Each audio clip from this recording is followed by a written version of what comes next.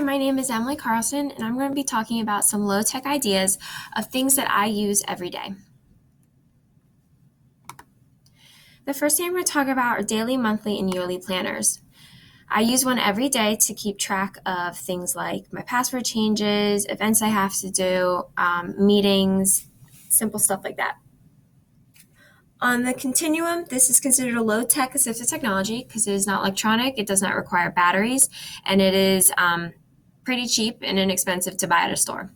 I put in the category of learning because it addresses the lack of organizational and memory skills.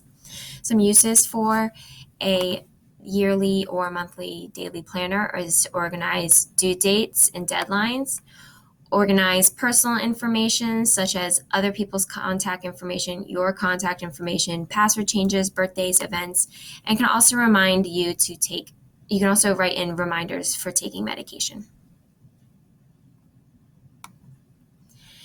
The next low-tech idea I'm going to talk about is highlighters. Most people use highlighters to write things inside their textbooks.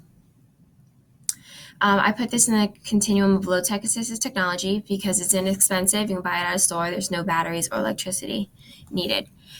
The category I put for this is learning and visual impairment because it addresses the lack of organizational skills, memory skills, perceptual skills, and even fine motor skills. Some of the uses for highlighters, as I stated, the most important one that most people use it for is to highlight important information in text. You can also use it for tracing outlines for writing, outline lines to cut. They use that a lot in OT for tracing and cutting, and also enhance the text that one is reading for visual impairments. The last low-tech idea I want to talk about is sticky notes. Sticky notes are considered low-tech assistive technology because they're inexpensive, don't use electricity or batteries.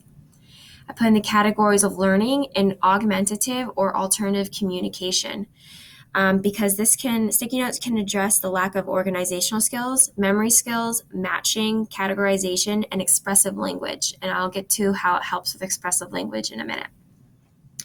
Some of the uses for sticky notes is you can write down a list of things to do, to get done for the day or a week or a month. You can also write down important facts or events from the day. You can track other people's contact information or write down notes from a phone call. You can organize your thoughts while working. Just jot down your thoughts real quick. And for the use of as augmentative or alternative communication, if you can't speak, you can write down what you want to say on a sticky note. And also I've seen this used in one of the classrooms I used to work in. Different colors can serve as different words or phrases. So they would put the sticky notes at the top of the kid's desk, and when since they couldn't vocalize what they wanted to say, and the kid would just touch. If he needed a break, he would touch the blue sticky note. If he agreed with the class's answer, he'd touch the green yes sticky note. So those were some of my ideas for low-tech assistive technology.